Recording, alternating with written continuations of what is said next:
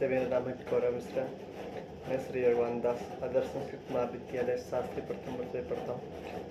तो आज का जो हमारा विषय है हिंदी साहित्य का इतिहास, जिसमें हमारे पास जो पाठ्यक्रम लगा था आदिकाल से लेकर भक्ति काल तक। तो आज हम जैसे हमने आदिकाल के बारे में जाना और सिद्धों के बारे में जाना, और उसमें जैसे जैन साहित्य हो गया, रासो साहित्य हो गया।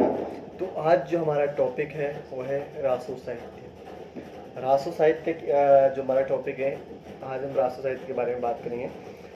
आदिकाल का वह महत्वपूर्ण वीर और श्रृंगार रस प्रधान काव्य है जो राजा स्त्रित चारण या भाट कवियों द्वारा रचा गया था। यह साहित्य मुख्य रूप से पश्चिमी हिंदी प्रदेश से संबंधित है और रासक या रस शब्द से उत्पन्न हुआ माना जाता है। जो आदिकाल का वह महत्वपूर्ण वीर और श्रृंगार रस जो है उसको प्रधान काव्य कहते हैं, और जो राजश्रित चारण और याभट कवियों द्वारा रचा गया था। यह साहित्य मुख्य रूप से जो साहित्य का जो मुख्य रूप से जो इसको मानते हैं पश्चिमी हिंदी प्रदेश से संबंधित मानते हैं, और रासक या रस शब्द से ही इसको उत्पन्न माना जाता है, उत्पन्न हुआ है माना जाता है। रासक से उत्पत्ति, जो रासक से उत्पत्ति हुई है उसके आचार्य हजारी प्रसाद द्विवेदी के अनुसार, जो आचार्य हजारी प्रसाद द्विवेदी जी हैं उनके अनुसार रासो शब्द की उत्पत्ति अभ्रंश भाषा के रासक शब्द से हुई है। जो आचार्य हजारी प्रसाद द्विवेदी जी कहते हैं कि उनके अनुसार, मतलब जो उनके अनुसार जो रासो शब्द है उसकी उत्पत्ति अभ्रंश भाषा के रासक शब्द से हुई है, जिसमें 29 मात्राएं होती थी। जो ये रासक शब्द से जो हुई उत्पत्ति हुई है हजारी प्रसाद द्विवेदी जी के द्वारा, इसमें 29 मात्राएं होती थी, और जिसका प्रयोग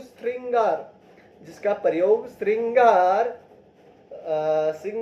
और वीरता की रचनाओं के लिए होता था। जिसका प्रयोग जो होता है श्रृंगार रस का और वीर रस का जो प्रयोग होता था वो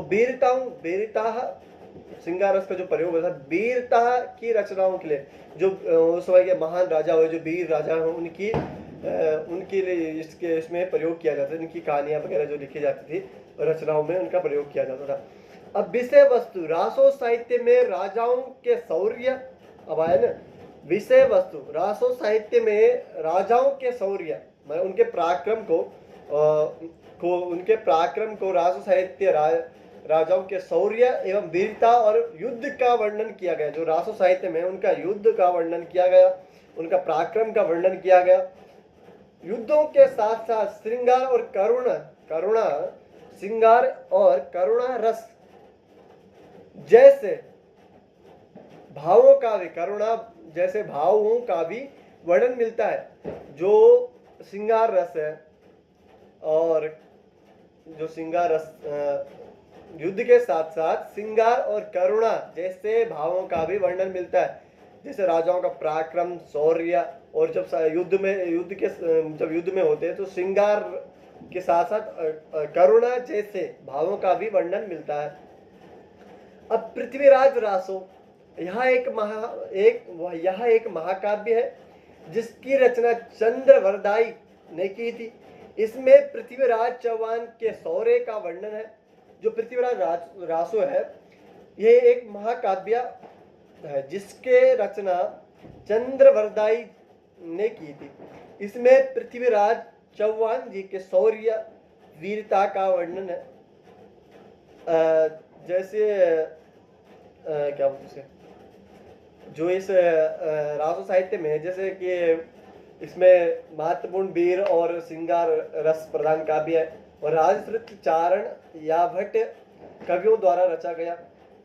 यह साहित्य का मुख्य रूप से पश्चिम हिंदी प्रदेश से संबंधित है और इस रासक या रस शब्द से उत्पन्न हुआ माना जाता है। और रासक से उत्पत्ति आचार्य हजारी प्रसाद जी कहते हैं कि हजारी प्रसाद जी के अनुसार जो मानते हैं